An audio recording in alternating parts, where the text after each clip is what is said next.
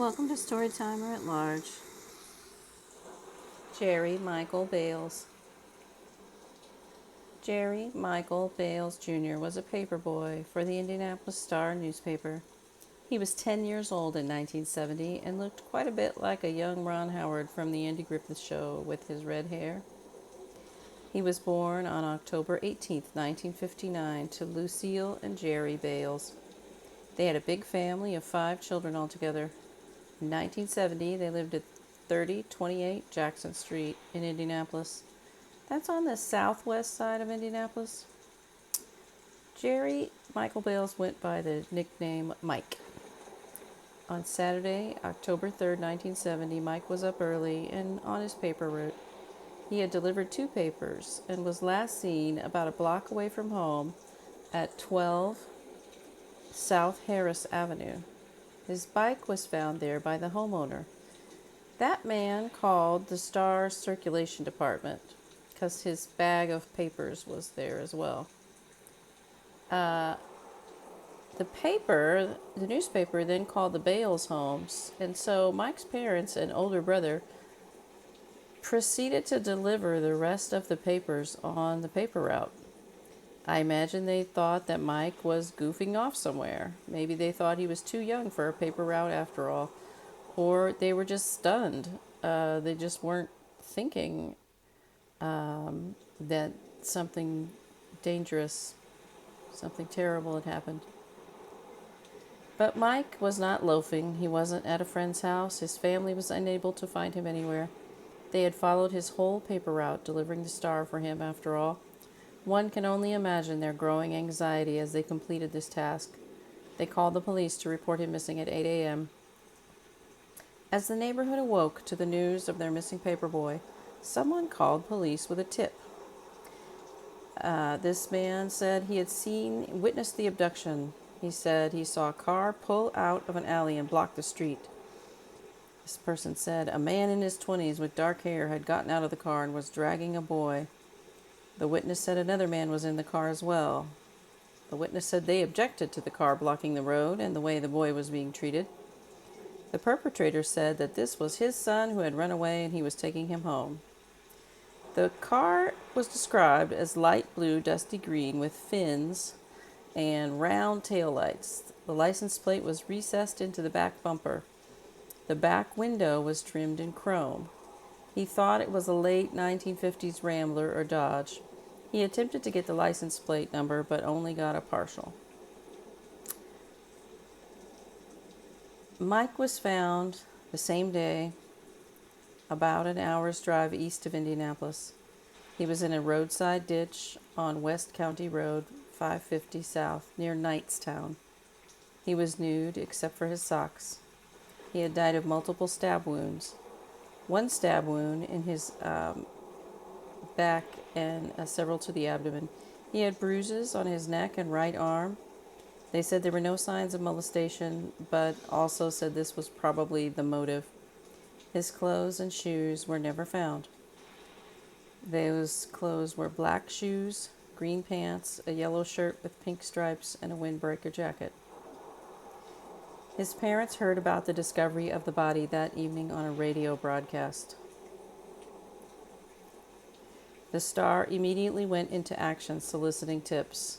In the Sunday edition on October 18th, which was Mike's 11th birthday, the paper put out an appeal for tips and information leading to the arrest of the suspects.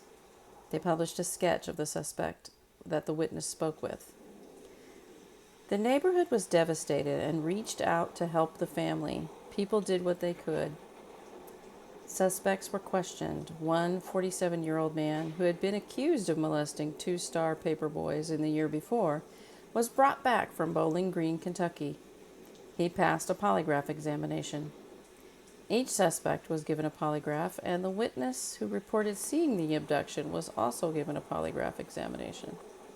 Police wondered why suspects would go so far out of town to dump the body. They wondered why they went across Indianapolis instead of going west and getting out of town much more quickly. I have this theory of away. What direction feels like away to you? If you leave your house and you imagine going very far away, What direction would you go? For me, it's always west. As a kid, getting on the interstate and heading west always seemed like the direction of going away.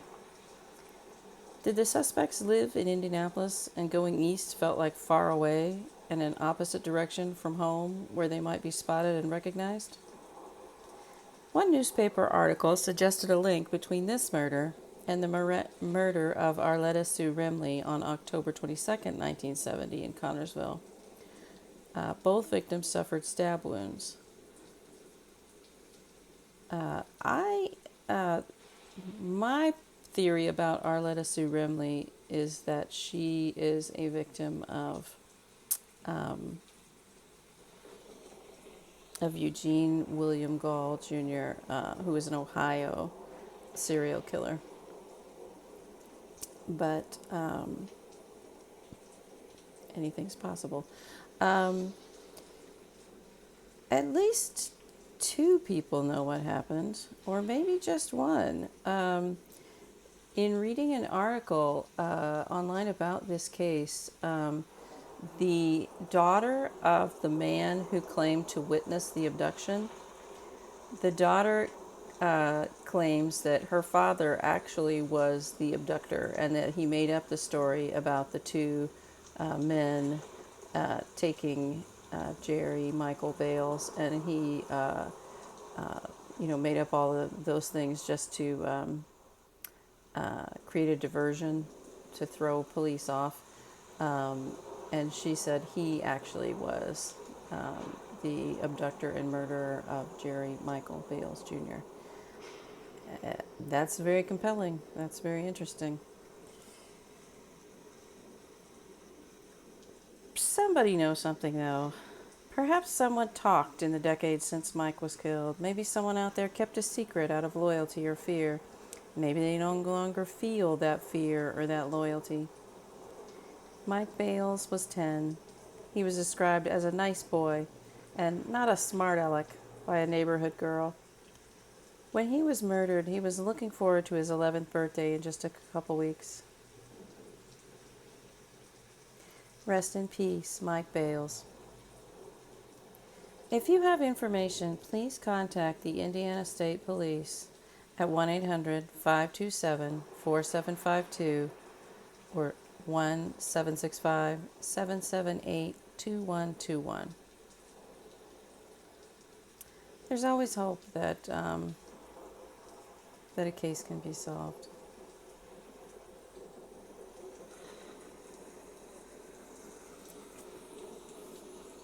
And if you are hoping for justice, if you're hoping for cold cases like this one to get solved, hit that thumbs up icon underneath the video.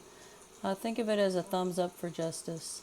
You're not liking the murder, you're not happy about this terrible tragedy, but think of it as a thumbs up for justice. When you like or share a video or subscribe to this channel, you can help us reach more people, and cases that get attention are cases that get solved. So let's help get some attention out there. Thanks very much to everybody who's subscribing. Every day the subscriber list gets a little bit longer, and that's only going to help these cases out and these victims. So thank you very much.